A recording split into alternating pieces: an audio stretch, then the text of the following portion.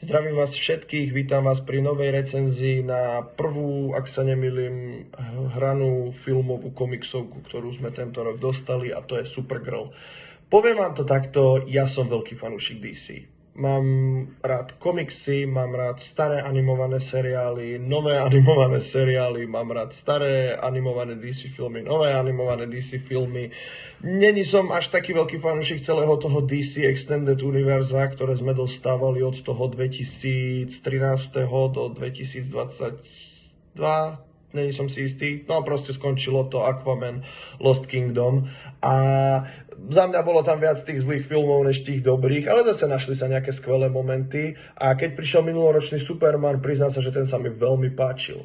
Jediné, na čo ten film trošičku trpel, bolo, že bolo tam toho podľa mňa hrozne veľa, Gunn tam toho natlačil najviac ako mohol a trošku to podľa mňa uškodilo celému tomu filmu. Ten film sa v niektorých bodoch tak rozpadá, ale bol veľmi zábavný, bol pekný, boli tam výborné scény, aj dialógy jednoducho.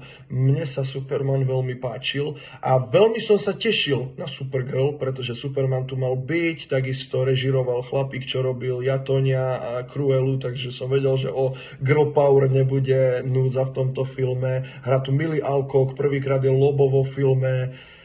Poviem vám, že veľmi som bol sklamaný. Veľmi som bol sklamaný. Naozaj som sa tešil. Taký smutný som bol, keď som odchádzal z kinosály, že to si neviete predstaviť. Čakal som od toho viac. Ako tie porovnania, že je to podobné ako tie staré MCU filmy, je že veľmi presné. Normálne, keď si pozrete Iron Mana jednotku, dvojku, Thora jednotku, Kapitán Amerika, prvý Avenger a tieto staré MCU filmy, toto je veľmi podobné, musím povedať. A za mňa to není dobré. To není dobré, pretože moderný komiksový divák, ktorý má odžité všetky komiksové filmy, ktoré Marvel už pustil von, preto sa musí Marvel teraz pokúsiť o to spraviť niečo nové, čo keď skúsia napríklad Thunderbolts, tak na to ľudia následne nedošli. A človek, ktorý si zažil výplach, ktorý mu dával DC počas posledných rokov, podľa mňa není schopný toto veľmi oceniť. Toto je schopný oceniť niekto, komu naozaj stačí málo, podľa mňa, v celkovo komiksových filmoch.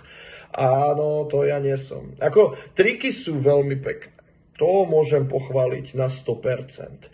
Takisto by som chcel pochváliť Millie Alcock. Ona je dobrá. Ako nemá moc s čím pracovať, alebo teda ako má, ale zároveň nemôžem si pomôcť, že ten film ju robí takou ľahko nesympatickou, čo som sa na ňu celkom tešil, lebo bola skvelá v House of the Dragon v prvej polovici prvej sezóny, že?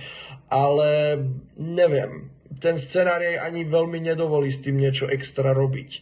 Jason Momoa má skoliózu alebo minimálne neuveriteľné bolesti chrbta po tomto filme, pretože ho celý musel ťahať na svojich ramenách, lebo je skvelý. Akože bez neho by ten film bol o dosť horší, podľa mňa.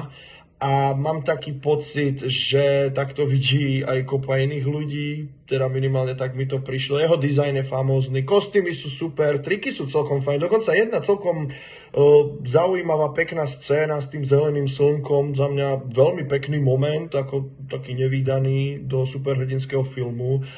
Ale to je k pozitívam tak nejak všetko.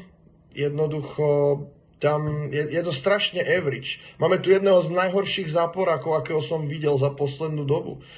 Toto je average Marvel záporák z presne prvej, druhej fázy, nie sezóny. Tam boli veľmi kritizovaní za to, akí boli nezaujímaví a to je presne tento krém. Krém mám pocit, že sa volá, není som si ani istý.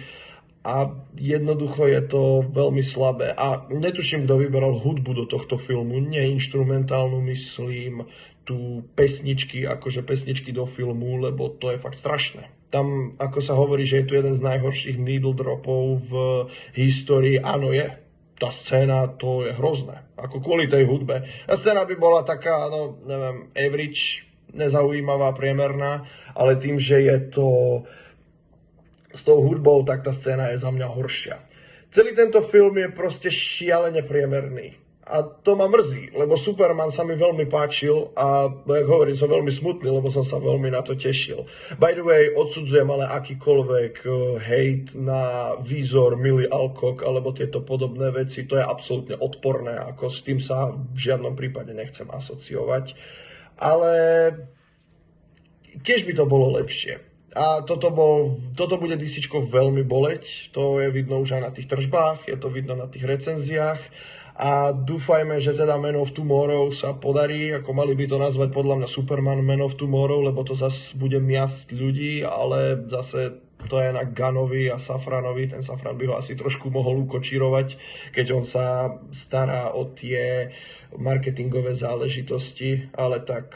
No, dal by som tak 5 z 10, ako ešte to preleze do tej pozerateľnej kategórie, ale poviem vám, keby to bolo ešte o kus dlhšie, možno by som šiel aj na 4. By the way, Superman zachraňuje každú jednu scénu, v ktorej je, pretože bez neho by to bolo o dosť horšie.